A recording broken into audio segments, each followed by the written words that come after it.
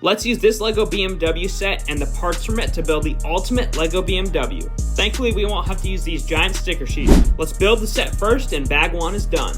One of the coolest features of the set is the way the steering wheel works. You can place it facing down or facing up. And now we got the rear diffuser built, we'll attach that. And here's where our first major substitution is gonna be made. Instead of using these black fenders, we're gonna use these white ones instead, so I don't have to rip apart the entire car when I go to rebuild it. With bag 2 finished, the car's coming along nicely. And we get to put on this giant wing that adds a lot of detail to the car. And with bag 3 finished, we got one final bag before we can get to work making the ultimate BMW. And of course, we get the pleasure of putting in that essential front grille piece for the BMW.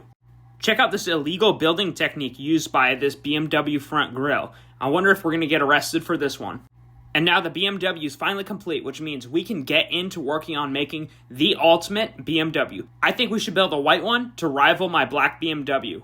And thankfully, we'll have all these parts from the other BMW to work on ours. Now, one last look at this beautiful M4 before we disassemble it. Now, the disassembly process is very strategic because we're not drilling into one individual place. We're more of packing little bits off the car that's going to need to be replaced by all white.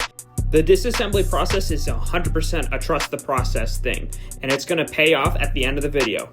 Now here we go. Here's our M4 that's been stripped down of all sorts of stuff. Now the colored parts that are left will be covered by the white. There's a couple black places I've left that'll make a ton of sense later, like the rear diffuser, which we'll totally leave. We're gonna start from the back and start adding back those rear taillights as we build up the car. Unfortunately, due to some of the pieces provided in the 2 sets and what I have in my collection, we have to make some substitutions. It usually yields in more creativity and it allows for me to try new things. And there we go, the real taillights are finished and it looks just as good as my black BMW. Now I need to figure out how to make these fenders look nice and pretty. And now I've started to work on that rear view and coming up with the back of the roof. And I like these angled pieces that came in the other BMW set, rather than using just some straight things. The extra curvature adds a lot to the car. Now let's smooth out the side skirts of the car. I'm going to leave the black below because I think it looks super clean with the white on top. Now let's turn our attention to that front hood. There's a lot of delicate pieces that need to be replaced there that all connect to each other. So it's a very strategic process, which included me ripping up the entire front hood about halfway through to reorganize it. And there we go. That's looking pretty clean. Now it may look like the car's near done, but there's still a lot to do, including figuring out the rest of the roof and replacing a lot more colorful parts of the car. I had to go back and fix the back of the car to get a nice roof connection so that things could seamlessly fit together. And then I've got to figure out how to place on the front roof as well as fill in some holes in the side of the car. And there you go, the front roof is on. All that's left is to clean up the front grille of the car and add on that giant rear wing.